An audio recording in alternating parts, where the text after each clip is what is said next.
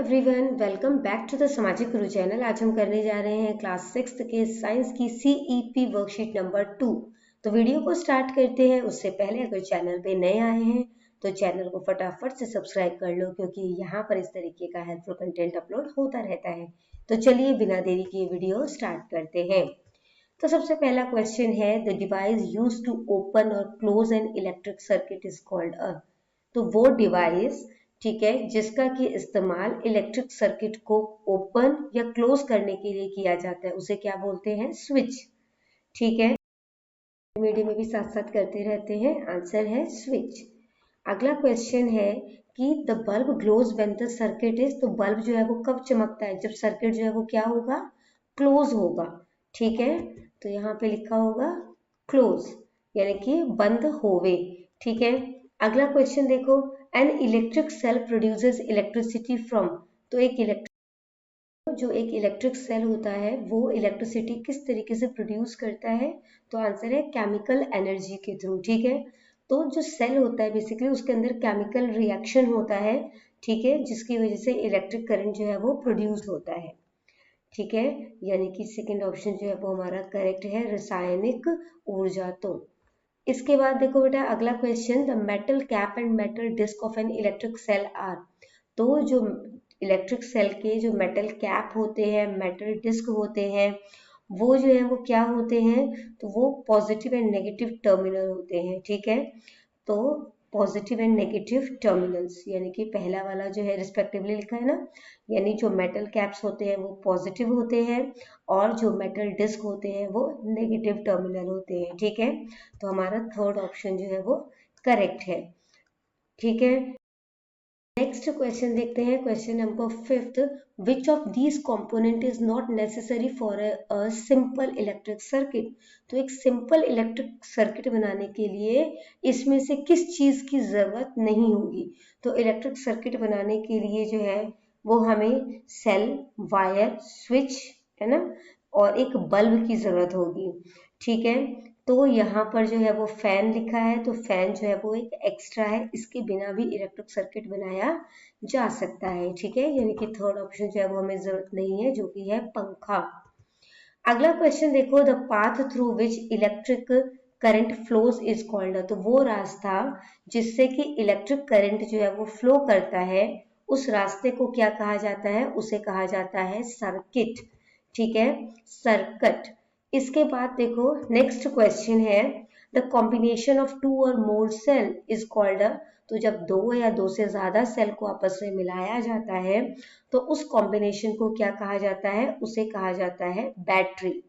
ठीक है, जैसे कि एक टॉर्च में दो सेल जो है वो लगाए जाते हैं, ठीक है, दो या दो से ज्यादा सेल लगाए जाते हैं, जिससे वो एक बैटरी जो है वो बन जाती है। ठीक है, अगला क्वेश्चन जो है वो देखते हैं, जो कि है question number 8, the filament in an electric bulb is made of.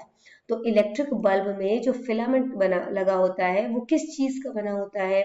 तो वो टंगस्टन का बना होता है। ठीक है, हमारा सेकेंड ऑप्शन जो है वो करेक्ट है, टंगस्टन।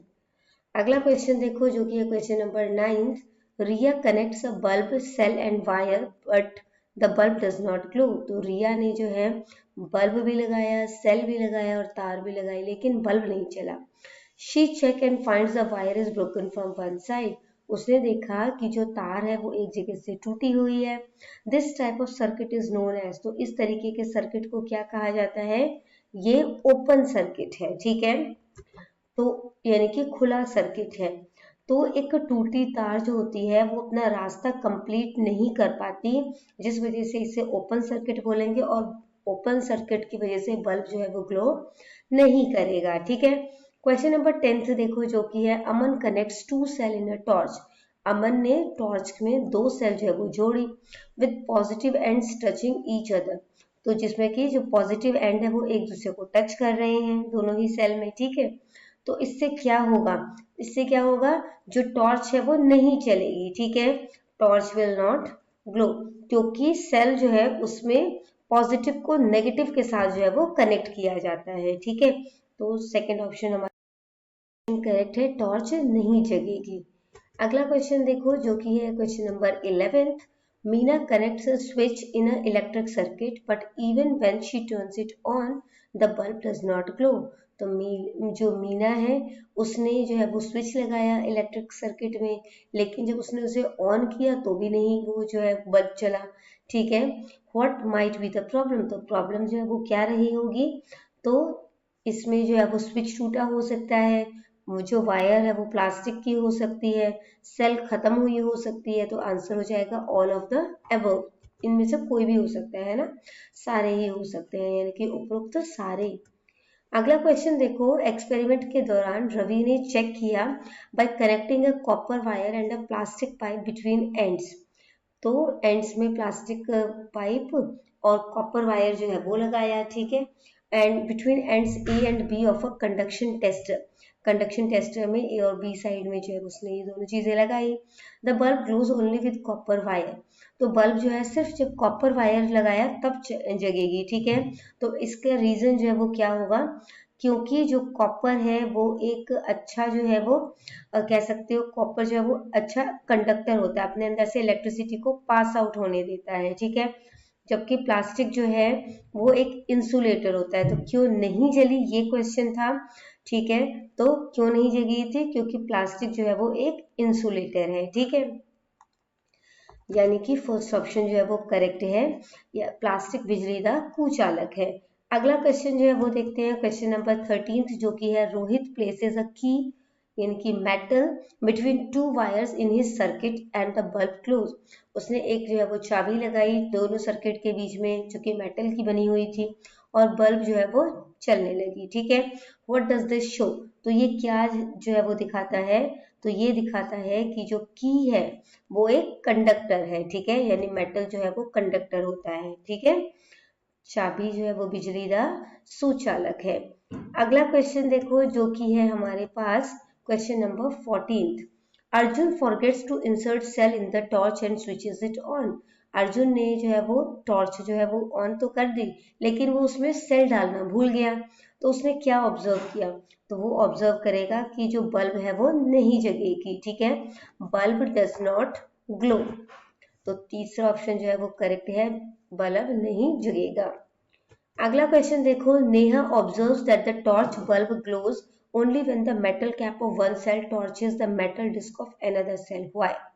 तो नेहा ने ऑब्जर्व किया कि जब एक सेल का मेटल कैप जो है वो दूसरे सेल के मेटल डिस्क को टच करता है तो तभी सिर्फ जो है वो टॉर्च की बल्ब जो है वो जगती है। इसके पीछे जो है वो रीजन क्या होगा, तो जो टर्मिनल्स हैं वो प्रॉपरली इससे कनेक्ट हो जाते हैं। ठीक है, टर्मिनल्स आर कनेक्टेड प्रॉपरली, तो सेल जो है उसको उसमें हमें क्या करना होता है, पॉजिटिव को नेगेटिव जो है वो टर्मिनल के साथ कनेक्ट करना होता है। ठीक है, तभी जो है वो टॉर्च जो है वो जगेगी।